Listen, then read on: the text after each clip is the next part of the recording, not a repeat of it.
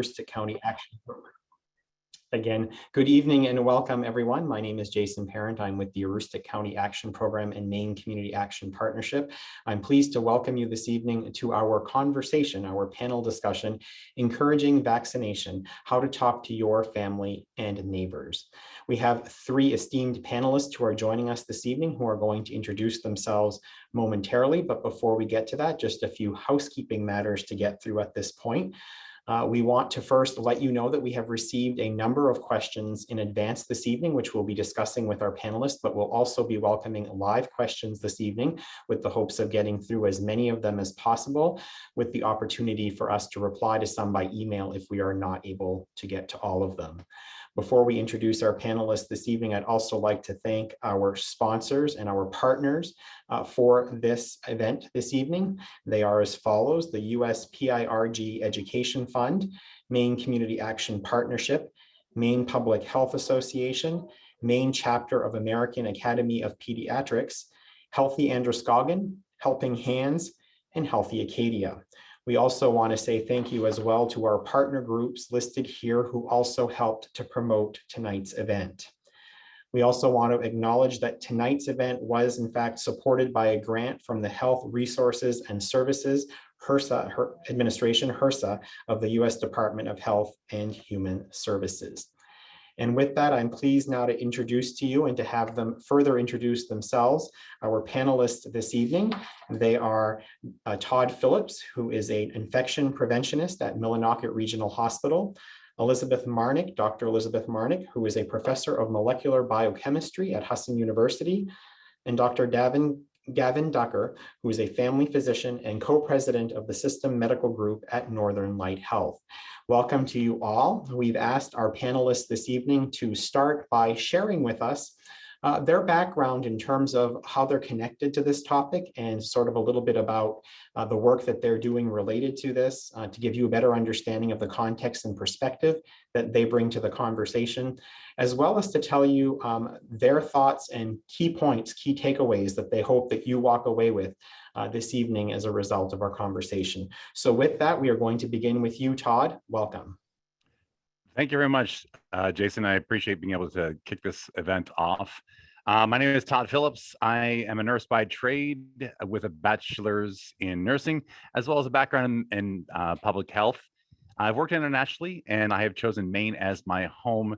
And thankfully, for the last 5 years, it has been in the Millinocket region. People ask me if I'm local, but I said no, but I got here as soon as I could. And my work here at Millinocket Regional Hospital started in the emergency department, which has been my background for about 27 years. But when the pandemic started, it was important to me to make sure that this effort went off without a hitch. And my dedication to my community allowed me to step up and really make sure that not just my hospital, but my community was really taken care of. In our success here, thankfully, I believe that's why I was invited here. Our hospital was the first in the state to mandate a vaccination. We have not lost anyone, and I know many people are really concerned about that, and I do respect that for certain. But we have a 100% vaccination rate within our hospital. We have not lost any employees, and we have a very dedicated staff up here who've really promoted the effort, really worked very hard to educate themselves, have accepted my education to make this effort really possible. So I'm very grateful to them for their efforts in our success to allow me to sit here and chat with you tonight. Tonight, my 3 points of focus right now is basically around communication. I know that many of you have many questions about specific aspects of misinformation or disinformation. My goal is not to really focus on those specifics, but really teach you some of the efforts that it may take for you to just be a better communicator with your friends and family. So my 3 points are: have some empathy in your communication. Really genuinely feel where these people are coming from without judgment, which is very important. Make your friends and family feel like they're being heard, because in our very polarized conversations that we have, it's important for people just to feel like they're being heard without judgment. Once again, you know, there's a theme here for me. And not only that, but one of my biggest successes here is help them find their own reason to be vaccinated. They may have had many inputs, lots of misinformation and disinformation to lead them to, this conversation that you may be having with them. But one way that you can really help them is guide them to find their own reason to be vaccinated. And so with that, we've been able to have some success up here at Millinocket Regional Hospital. And I do appreciate being able to be a panelist in this discussion. And I look forward to hearing your comments and questions. So thank you. Thank you, Todd. We appreciate your participation on our panel this evening. Before we move on to Dr. Marnick, I wanted to note that I did indicate that we would be accepting live questions this evening, and in fact, we are, but want to inform you that in order to do that, when we open up the question and answer period, use the question and answer feature at the bottom of your Zoom screen. So if you sort of pass your cursor along the bottom screen, there's a Q&A feature there, and you'll be able to click on that Q&A feature. So be thinking about your questions, any questions that you might want to submit, and that's how you'll be able to do it. And I'll remind you of that again when we get into that portion of this evening's discussion. But for now, let's move on to you, Dr. Marnick, and your self-introduction and the 3 key points that you want folks to walk away with. Yeah, so as I mentioned, I am Dr. Elizabeth Marnick. I am a professor of molecular biochemistry at Husson University, which is what I'm doing now. That's my paid work. But I want to give a little bit of a background about how I got into science, and I think it's relevant to our discussion. So I was actually raised in a household that was anti-vax. My mother is still an adamant opposer of all vaccinations. So that has led to some interesting conversations through the pandemic. And I really came to science by accident. I fell in love with science as a high school student. I had really amazing high school teachers who saw that I was really good at it and encouraged me to go do that. So I ended up getting my bachelor's degree in biochemistry. And during that process, I still wasn't vaccinated myself. I had never received a vaccine. And through getting my degree in biochemistry, I studied a lot of immunology and a bunch of other things related to vaccination. So right before I started my PhD, which I started right after I graduated with my bachelor's, I went and got my vaccines. I was in my 20s for the first time having ever been vaccinated. And at that time, it was a little less common. So I sat in the clinic at UConn Health Center while they tried to figure out what vaccine schedule to give me. Now there's like a whole catch-up schedule on the CDC site, but I remember sitting there for like an hour while they were trying to figure out how many doses of each of vaccine to give me. And after that, I then went and got my PhD. And my PhD was done here. I was a collaborative PhD program between Tufts University and the Jackson Laboratory.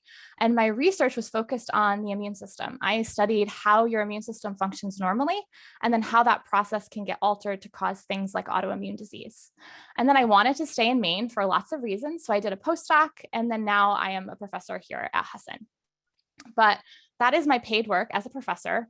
But throughout all of my education, I've really started to have this passion for making science accessible. I am lucky that I have students who are amazing in my classrooms, and these are mostly students who want to go into health fields. But I also understand that science is something that's impacting everybody, even those people who will never enter the doors of a science classroom. So I think it's really important now that we as scientists, those of us who are trained in this field as scientists or clinicians, really work to make science accessible for everybody.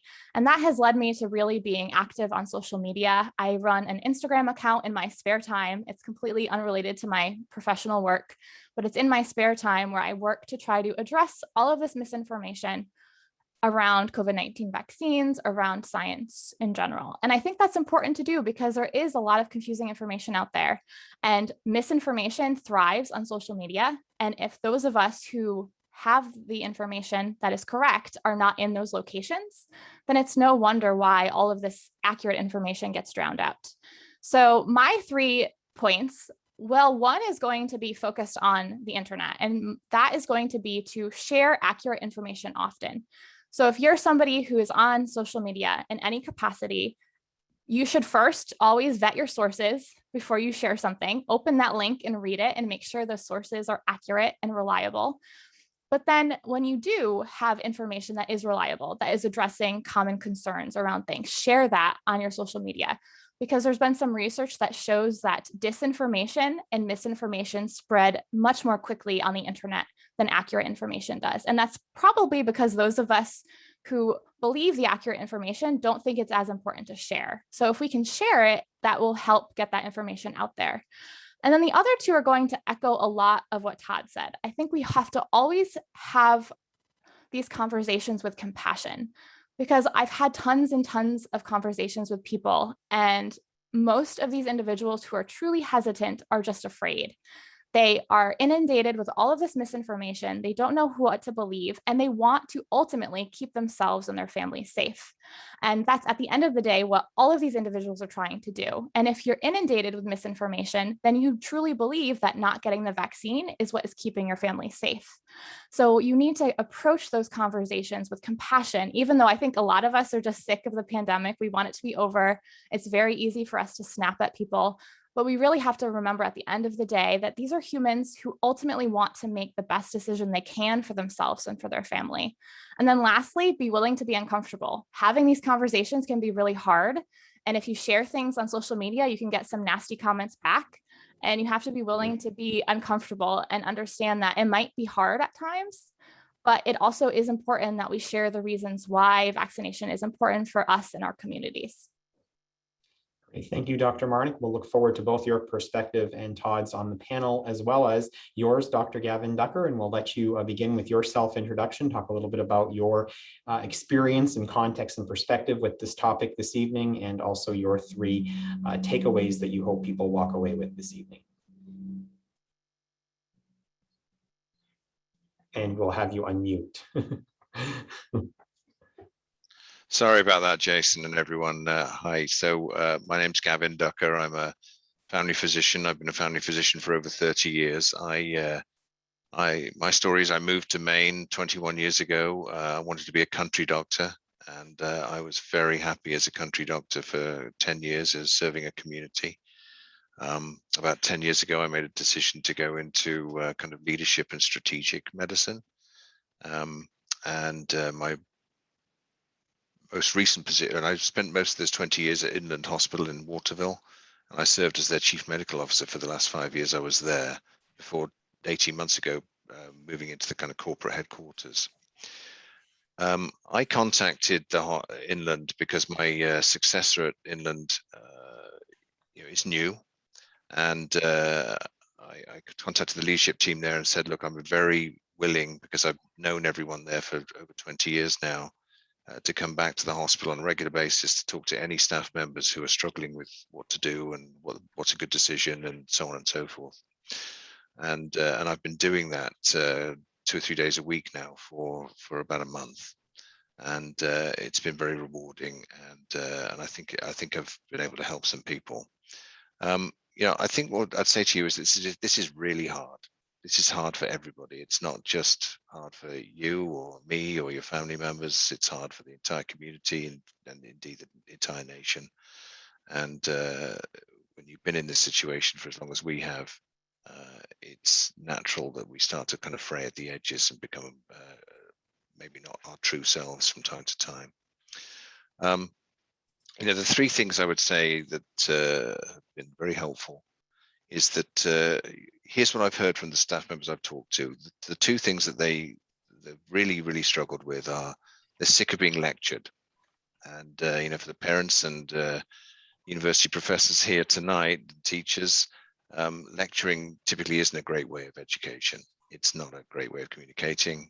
It has its role in certain times and places, but it's not a good communication style. And people are sick of being lectured at, and I totally get that. And they're sick of being judged as well. And it's not our job. It's not my job, not anyone else's job to sit in judgment of others, although it's a natural tendency, especially when we're not feeling our normal selves at the moment. But judgment, it doesn't help either. So if you rush to judgment, sit in judgment, you're not going to have an effective communication. And then the third thing is that I've been, obviously trained in various consultation techniques as part of being a family physician, and motivational interviewing techniques have proved to be very helpful. And I'll echo what Todd said earlier. The two things that really help are you just got to listen to people, and it takes time. There is no fast forward button. You can't rush this process. People want to be heard, and why wouldn't they? We've all been in that situation where we want to be heard, we want to be validated, and you've got to validate what they're saying, and you've got to be clear with them that you understand what they're saying. If you immediately rush to judgment on something, well, that's wrong. No, let me tell you what the right answer is. You've gone into judgment and lecturing. It's kind of all over at that point. You've got to listen. So let me take. Can I just be clear? Repeat it back to them. Is this what you're trying to tell me? Is this, let me try and understand that. And then to move further, so there's 3 things. Don't lecture people, don't judge them, listen and validate, and then move on to their motivations. Okay, so now we both understand what you believe.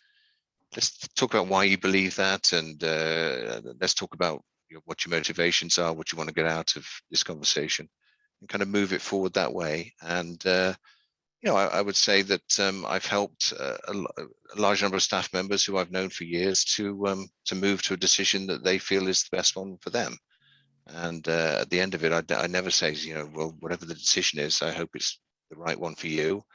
And I'm not here to tell you what you should do and what you shouldn't do, because that's not helpful at all. Well, thank you, Dr. Ducker, and thank all 3 of you for those introductions and the context and perspective that you did help our attendees walk away with just from that conversation.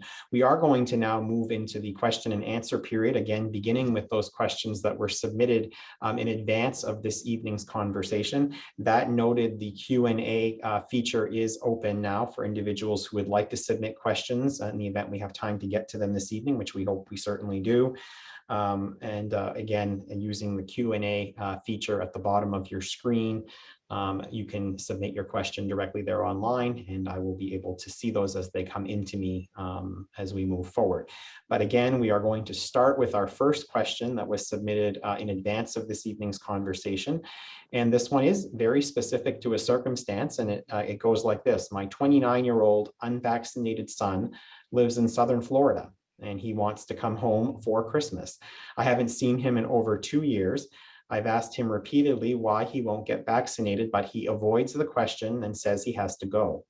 I want him vaccinated, says this individual submitting a question. How do I tell him he has to be fully vaccinated to visit without getting into an argument? And Dr. Marnick, I thought we might start with you on this one, given your background and your experience.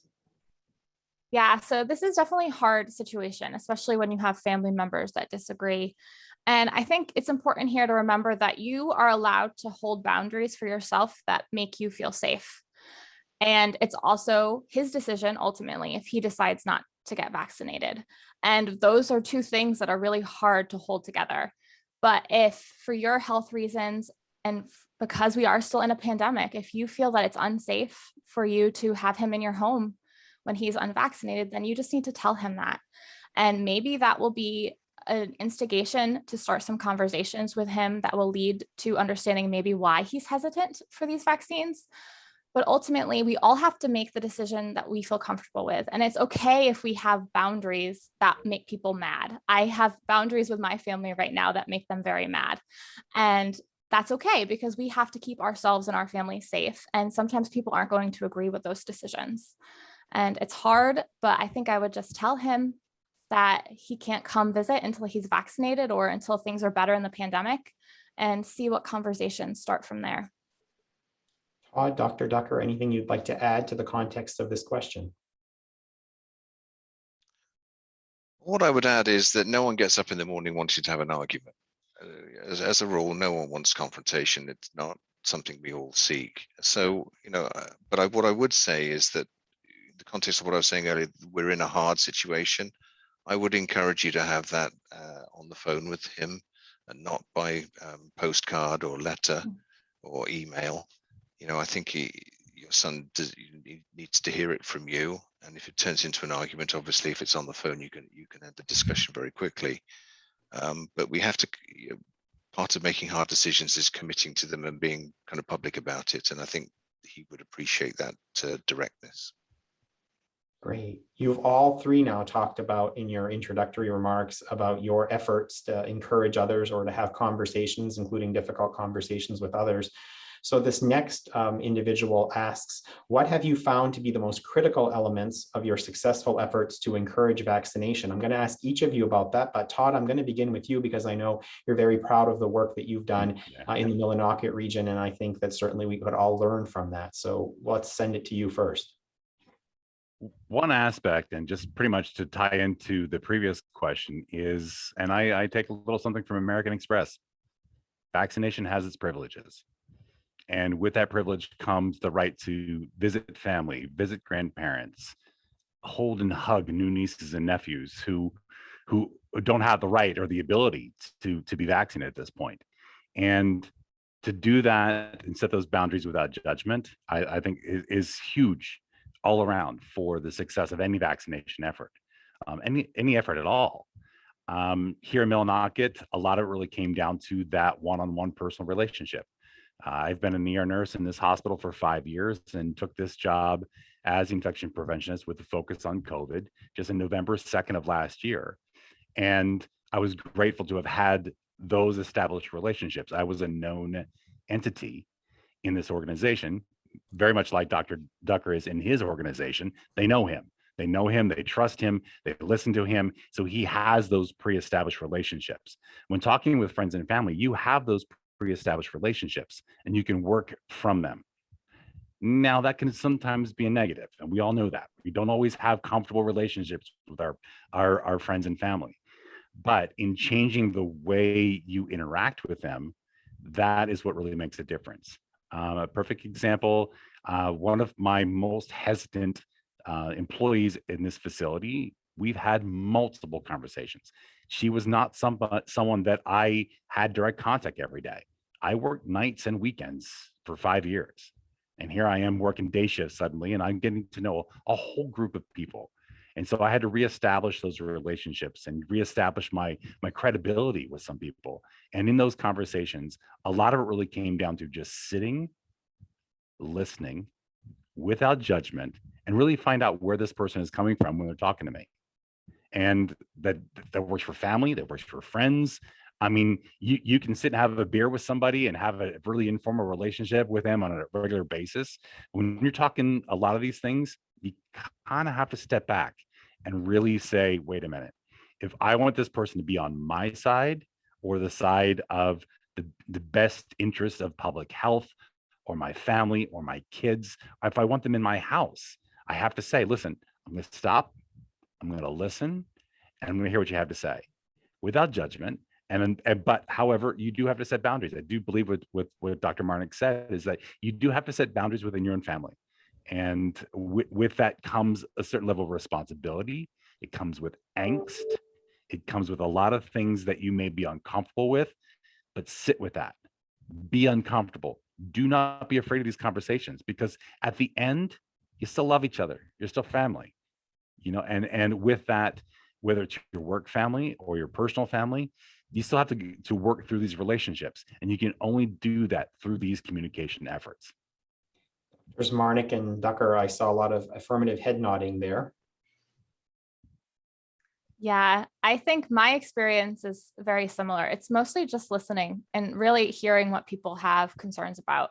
I think a lot of the people I've interacted with, some of them are family and friends. I've also had a lot of interactions over social media and Zoom conversations with people. And a lot of the people I'm talking to are people who have a lot of valid concerns because of medical trauma in their past or other very real issues that they've had in the past.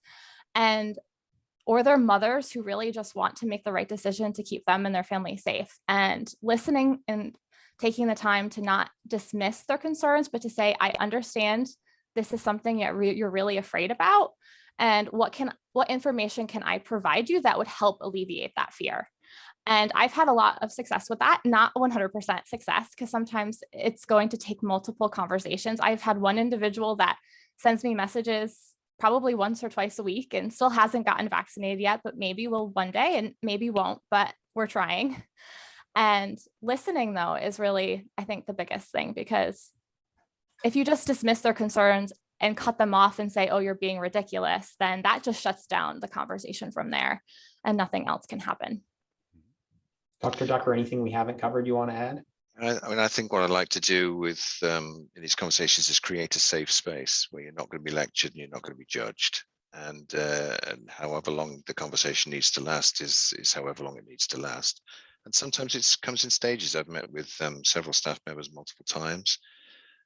It's pretty clear early on in any of these conversations whether the individual has made their mind up. And if they have, that's fine. I mean, that's their decision. But if they're willing to kind of question their decision and discuss it with you, transactions can help. You know, will you tell me and give me some evidence that justifies your position? But would you take what I'm going to give you home? You know, and when we meet again, I'll have read what you've read, and you'll have read what I've given you, and we can maybe move the conversation on a bit further. That's a strategy that's helped me on one or two occasions. But you know, it's a safe space. You're not lecturing, not judging, and hopefully you reach the individual's going to make the decision, not me. And you know, I'm just there to help them get to where they want to get to. Well, speaking of moving the conversation forward, the next individual asking a question asks, how do you talk with people who don't believe information from a variety of sources, including the Centers for Disease Control, American Medical Association, World Health Organization, American Association of Pediatrics, and others who just dismiss that information or outright don't believe it? Maybe Todd, I know that you've had some of those conversations along the way, I'm certain.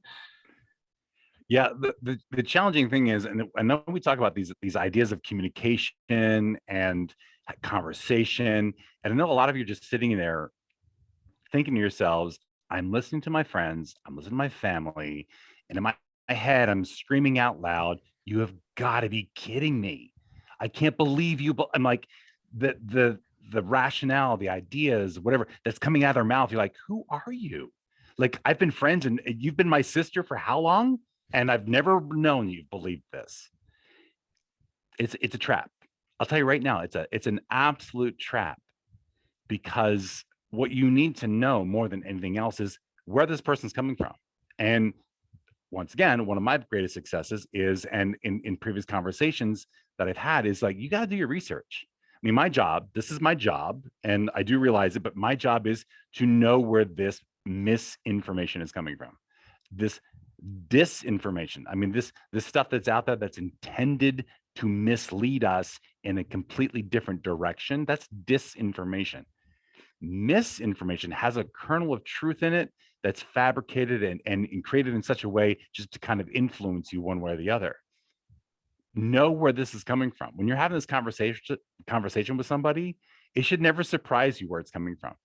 And if it's something like different and something you've not heard before, then maybe you can look into it and research it. But if you're going to be the person in your family that is the source of good quality information, then you also have a responsibility to know all that good quality disinformation. So when people come to you and they say, oh, what about this microchip thing? Or, hey, what about, this dead baby cells in every vaccine? You have to know and be prepared for that, because if you're caught off guard, you will not have a proper reply and you'll lose credibility. Now, you're not expected at every instance in every situation to have a proper reply, but be humble enough to say, I've not heard that. Let me look into that and I'll see what I can do for you. But in that conversation, you direct the agenda. And in the agenda in having the conversation is providing this person good quality sources of information, whether they believe it or not. Your job is not to convince them one way or the other. And that's the part of lack of judgment that's so hard, especially with friends and family. Colleagues of mine that have been friends of mine for the last 5 years, to sit there and listen like, wow, they really believe this? To sit there without judgment and say, fine, that's what you believe. I don't agree with you, but I respect the fact that you have an opinion. And that opinion of theirs may be backed up with some level of misinformation or disinformation, but yours has to be backed up by fact. So get your story straight, do your work, and know where you're coming from. Don't be a know-it-all. Nobody likes a know-it-all, but at least know where to get resources from, quality resources, just like Jason mentioned, and be able to direct people in that path that would be a little bit more consistent with what they already believe in a method that will kind of change their mind, or at least give them something else to think about. Anything else you'd like to add to that, Dr. Ducker or Dr. Marnick? All right, we will continue on to our next question, which asks again another precision of a specific circumstance. And this is obviously going to be very meaningful for both Todd and Dr. Ducker. And the question is, how do we approach those that are resistant to the idea of mandatory vaccines needed for their jobs or workplaces? And you both are living in the midst of that right now. Let's start with you, Dr. Ducker. We finished with Todd on the last question. What advice would you give in this regard? So, I think I'll go back to the first principles. Got to hear them out and find out why. I think that often, frequently in these conversations, these exact conversations I've had with individuals, they're angry. They're angry. They're being told to do something that they don't really want to do. And we've all been there, right? So that is a situation that would make many of us angry. And that's okay. I mean, that's a natural reaction. Kind of get to, and then explore the reason for their anger and try and get behind it, and then I make the institutional point, which is that the hospital, the clinic, wherever, our first duty to the patient is not to harm them. And it's an absolute failure of our duty of care if a patient comes to the hospital and we gave them a disease they didn't have when they came to the hospital. That's a fundamental disaster of medical ethics and a disaster for the individual patient. So that's what's motivating the healthcare leaders to kind of back the mandatory vaccine call and be insistent to follow through on it. Clearly, Todd, this is something you have been successful with. Your tips? When I started this job, I actually approached my CEO and I said, listen, we were the first in the state to mandate the flu vaccine, and we've had a lot of pushback. Are we going to mandate the COVID vaccine? Because initially I was very honest with him. I said, if you're going to mandate the vaccine, I will quit right here now, because we don't have the research. We didn't have all the supportive documents about the vaccine and its success. But we have over 350 million doses worldwide. We have the research to back it up now. And when our mandate went into play, we literally had 6 people in our organization, 6, who chose not to get the vaccine. The mandate was for them. I mean, as of essentially March, April of 2021, our clinical staff were 100% vaccinated. That is a reflection of the culture of care that this organization represents. And no matter if you're in a family, if you're in a business, if you're amongst a group of friends, you have to have that similar culture of care in order to make that mandate work. And I have mentioned to people on multiple occasions. I said, listen, there's 2 ways to really influence people. There's the carrot and there's the stick. And the state did offer carrots. They offered free this and $25 for this. And they attempted that, and it didn't really motivate people. So without that positive motivation, you end up with negative motivation. And that's what really the mandate really reflected for most people. I'm sorry it did. Because I do agree with Dr. Ducker is that, listen, if you are in healthcare and you have chosen this as your profession, you knew what you were getting in for. You knew that there was an oath of care and not negatively influencing your patient's outcome through your personal beliefs. I don't always believe with the decisions that some of my patients make. It's been that way for as long as I've been in this profession, but I have to respect it. And that's what the mandate is for me. It is that you are part of an organization that you have to reflect the values of that organization, of that family, of that circle of friends. And that's what the mandate what really means for me. I was very grateful that in our organization, our people were on board, and that there was a lot of efforts about that through those conversations we're talking about, through the topic we're talking about today, those individual conversations, that education, those efforts that you make on a one-on-one basis or in a group setting to make people realize and give them the proper information they need to make good decisions, and to realize how that good decision will positively affect everybody around you, and not just in your organization, but in your family. Because those who chose to be vaccinated in this organization took that safety and security home to them, to their families, to their grandparents, to their children who are ineligible to be vaccinated, so that they could have that extra level of safety and security in their own environment. And to make it personal, it works. It genuinely works. But you have to teach people or lead them in some way to find their own reason to be vaccinated. And that is one of the greatest successes. People can kick you and in the face, and they can butt whatever you want. But if you can, through a conversation, through the listening and active questioning, what's your motivation? What is your motivation be? What is important to you? And if you can have that conversation, and I have multiple examples where just having a conversation, the light bulb, you could see it in their face.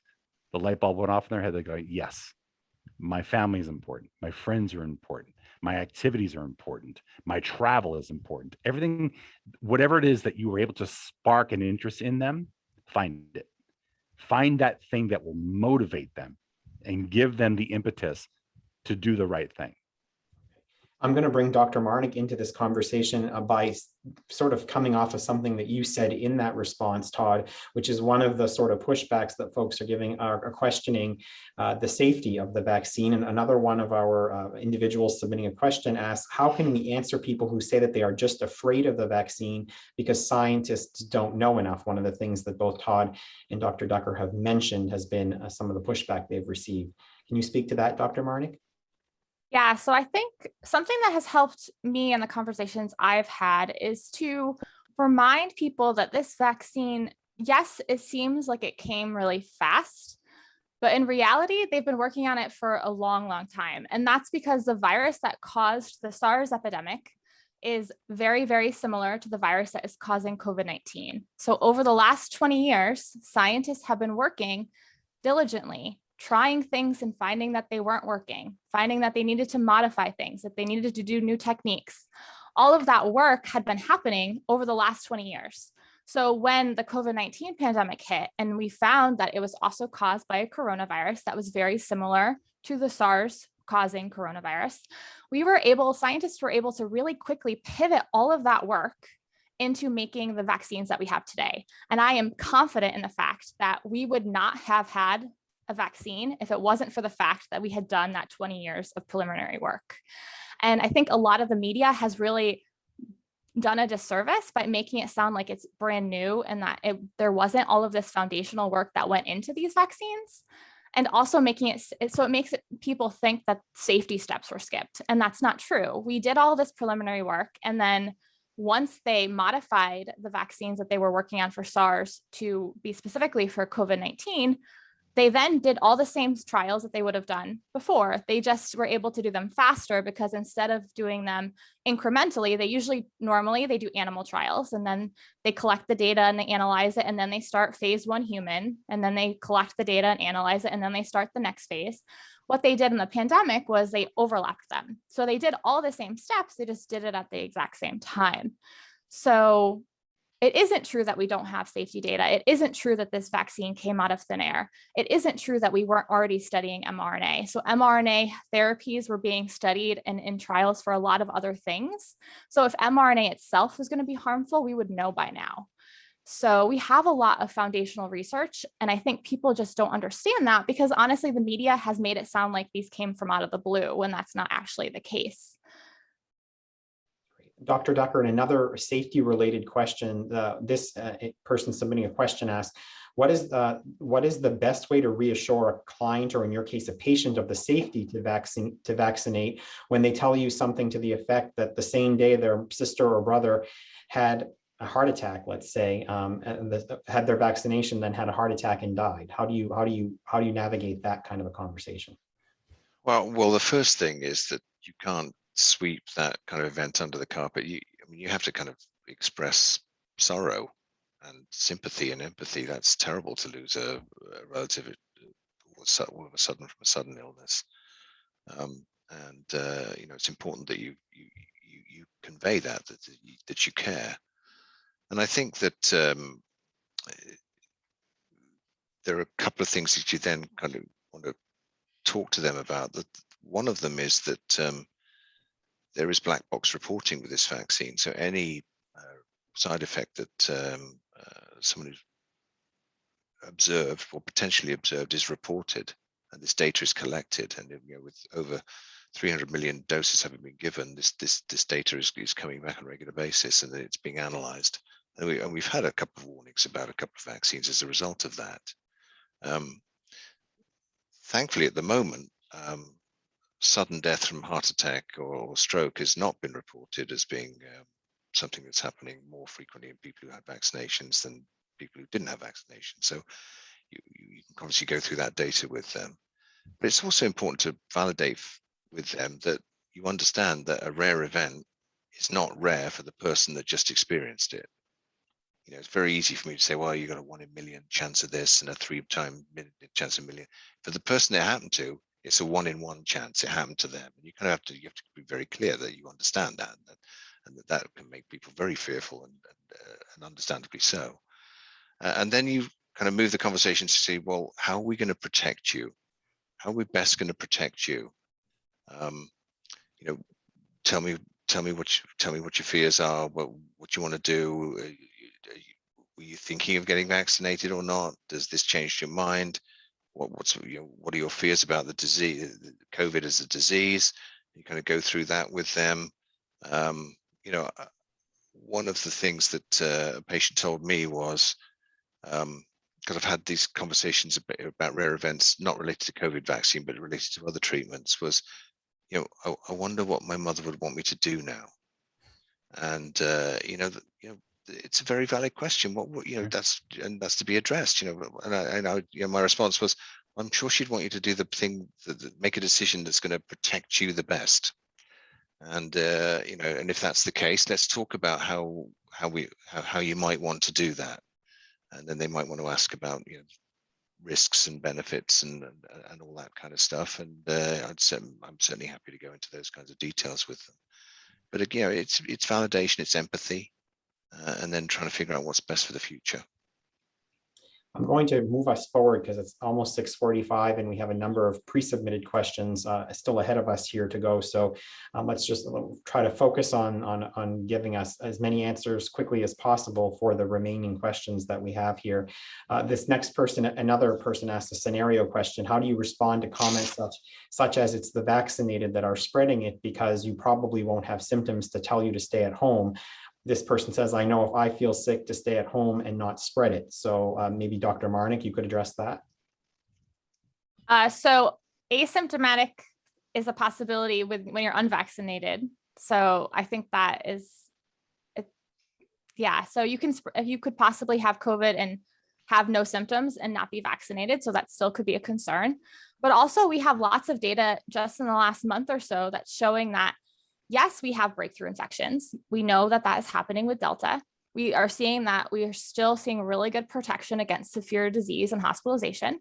But we also now have data that shows if you are a breakthrough infection, you are sick for less period of time, which means that you have less chance to infect as many people. And they've done virus cultures, and people who are vaccinated have less virus that they are breathing out than somebody who is unvaccinated. So it's definitely not true that somebody who is vaccinated is spreading more than somebody who is unvaccinated. And we have a lot of data that shows that. All right, the next question really asks, it really looks at a multitude of things here, and they're pretty much asking here, is there a decision tree or a flow chart or some way to assist me to work with the 5 clients in my private practice who won't get the vaccine? They each have different fears and beliefs they are holding on to, so it could be varied. How do you sort of decision tree that out, if you will, or can you? And I think maybe we could go to Todd on this one. I don't think any one topic or method works for any one person. You really have to know these people. If you have only 5, you're blessed because you know those 5 people and you know what makes them tick, you know what their nuances are, what their influences are. And I think it's each 5 persons. And thankfully, if you're limited to 5 people, you're blessed. Like I said, if you know them well enough, then you know how to communicate well enough to make each conversation personal and informative and as open and empathetic as you possibly can. If you sit them all in the same room, you're going to get 5 different answers with so many different questions. Your success rate will go almost to 0. But if you can have that conversation one-on-one, knowing these people, knowing their inputs, knowing their influences, I find that I do believe you'll be more successful. All right, the next person also asked us to look at a rhetorical statement that says, but there is a 99% survival rate. Also, how do we respond to those concerns about the vaccine not working? I would love to hear statistics and tactful response to combat the mentioned statements. I'm tired of hearing family undermine what I do as a CNA, so it's somebody in the profession, and a nursing student. Furthermore, it's exhausting to care for the immunocompromised and have people who still think COVID is not real and shut down the conversation. Todd and Dr. Ducker, you both work with folks on the front lines in perhaps similar situations. Sir, I'll let you with this one.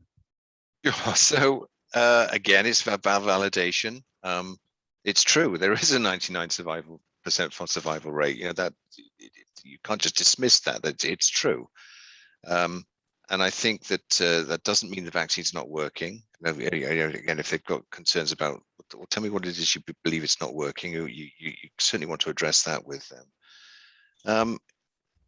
And I didn't really want to go down this path tonight because this is all about how to persuade people, but at some point you're going to have a kind of risk management question. And you know, one of the things I say to somebody is, look, would you get on a bus 100 times if you knew that one time it's going to kill you? You probably wouldn't. You certainly wouldn't get in a plane like that. You wouldn't get in your own vehicle. You wouldn't climb the stairs. I mean, if you think about that, those are not the sorts of chances that anybody takes. You know, if it's 100 to 1 betting on the horses, you're typically not going to take that bet either, because you know. And I think that it's important to think about what their true risk is. And of course, you know, last week it was announced that 1 in 500 adults in the United States has died from this disease in the last 20 months. And again, you know, you wouldn't get on a plane if it was a 1 in 500, you know, 1 in 500 chance it's not going to make it and you're all going to die. These might sound small risks, but when you actually put your life on the line, it's quite a significant risk, and certainly not a risk I was prepared to take, and many people would agree. And I think the other thing is that there are times when people you're just not going to reach agreement, you know, and that's fine. You know, and I've been in that situation. You know, one size doesn't fit all. And if you have these conversations and people aren't convinced, you can just offer them the chance to come back and talk again, swap information, keep the conversation going. Thank you, Dr. Can I just add one thing? Oh, sure. Go ahead. Both of you want to add something. Go ahead. So my thing, I think, is it's true. Like, yes, it has a fairly high survival rate, but dying is not the only bad outcome. So we're now seeing that there are long-term health impacts of people who have COVID-19, even after a mild infection. These are people who go on to have persistent post-viral symptoms. Some people can't. I have friends who are marathon runners who now still can't run, and it's been 9 months since they had a mild infection. So yes, you might survive, but your quality of life might be impacted. And I think it's really important to also take that risk factor in, because we have data now that shows if you're a breakthrough infection, your risk of those long-term symptoms is also reduced. So it's not just death that people need to think about. It's also those other things that could impact your ability to take care of your kids, or to work your job, or to go run, or to do other things that you find and bring value to your life. I would like to say that honestly, take COVID out of the question. Let's not even talk about COVID. Drinking, lifetime of drinking, you will live, but you will not thrive. You will survive your alcoholic tendencies, but your liver will not. And so your quality of life goes to crap as you get older. Smoking, same thing. You know, you may survive the smoking, but your quality of life will be such that you will suffer. And I have watched so many people in my career just suffer from poor choices. COVID should not be one of them, because we have the science. We know what it takes. We know for prevention, etc. So yeah, there's a 99% survival rate. But if we're all just in this world to survive, then we're not living. That's just really what it comes down to for me. All right, thank you, Dr. Marnick. Based on your work in social media and other platforms that you're sort of carrying this conversation forward, I'm going to address the next question to you, and it comes as this. I have found that people opposed to the COVID-19 vaccine often say that they have, quote, done the research, end quote, and concluded that they won't get the vaccine. Could you provide some easy to understand resources online that I can refer them to rather than the YouTube videos they've been watching? Mm-hmm. Yeah, so I spend most of my free time. Instead of doing other things that I enjoy, I now spend my free time doing that. People send me videos on YouTube that I watch and try not to swear at. As I watch them, I have a toddler, so I can't swear in front of him. But yeah, so I and other people in the scientific community have spent a lot of time in our free time on top of our real jobs that pay us to watch those videos, to read those articles, to take them apart and to explain to people why the information in them is not accurate. And it would be, I have a lot of resources. So people can email me. I have a separate email that I use for my social media stuff just to keep it out of my work email. So I can put that into the chat or something and share that with people. I'm happy to send resources to those people, but there are great science communicators. Dear Pandemic is one. If you Google Dear Pandemic, you can find resources from them. Your local epidemiologist, she's also great. I'm friends with her. She's amazing. Yeah. You can find me on Instagram at Science with Liz. I do a lot of that work with them, and I collaborate with individuals working to do that work. So that information is available. But again, sometimes no matter what, we debunk those things and people still believe it, and that's okay. We do our best. But there are lots of us making those resources available to people. All right, the last submitted question in advance was, would the panelists please comment on street epistemology as an effective approach? And I guess we can expand that to say, are there other effective approaches that you've used that you would recommend? I'll open that to you, Dr. Ducker, your thoughts? Street what? Epistemology. And I did look it up before. It essentially really is kind of a technique to really engage in conversation in a way that helps to disarm. Okay, so. Or are there other effective approaches that you might recommend? I've kind of outlined some effective approaches, and so have Todd and Liz. You know, listen carefully, validate, sympathize, empathize, find out what the fears are, find out what the source of truth is for individuals, what they're truly worried about, what's made them angry, and then you know, with motivational interviewing, the next thing is to find out what motivates them, what's really important to the individual. You know, is it sticking on to the scientists? Is it being safe for their own families? Is it keeping their job? I mean, whatever motivates them. You want to be able to watch the kids play baseball. You know, find out what it is that they want to do, and then you know, focus on what their desires and motivations and are, and then try and figure out how you can help them get there. And that's you know, the art of this. It's hard, and it's time consuming, but it's important. These individuals deserve to be listened to. Todd or Dr. Marnick, anything to add to that? Yeah, sorry, Liz. I saw you like grin when I raised my hand on that one, because I want to jump all over this one. Go ahead. Listen, guys. You know, we're really educated people, and we may feel like we know the right approach, but when it really comes down to it, you're not having this conversation to win. This is not an argument that you're having. This is not us versus them. This is not, you know, you're not trying to force your agenda on anyone. This is a listening and learning conversation. You're listening to them and you're learning where they're coming from. You provide them whatever information you can. But at the end of the day, you have to release the outcome of that conversation. You're not there to convince them. And every interaction I've had with my staff, the most challenging ones going, I am not here to convince you. I will educate you. I will provide the information that you can make your own decision. but hopefully direct you in a way that you'll make the most informed decision. But if you're going into the conversation thinking you're going to win, you will surely lose. End of, period of. I mean, I have members of my own family. I have 2 sisters. I can't convince because that's not my job. I respect them. They have their own opinions. They're going to live their own lives, but I love them. I love them anyway.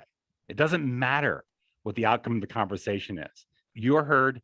They are heard. The outcome will take care of itself. And as invested as we are in these people, setting boundaries, setting limitations, educating, listening, and moving forward, that's your best chance. But winning is not your best chance. Yeah, and I'm just going to add one thing. I know we're almost running out of time. Is I think that's exactly what I say to people when they ask me why I'm doing this. It's like, ultimately, I don't care what decision people make. I have a decision I made for my family because I thought it was the right decision.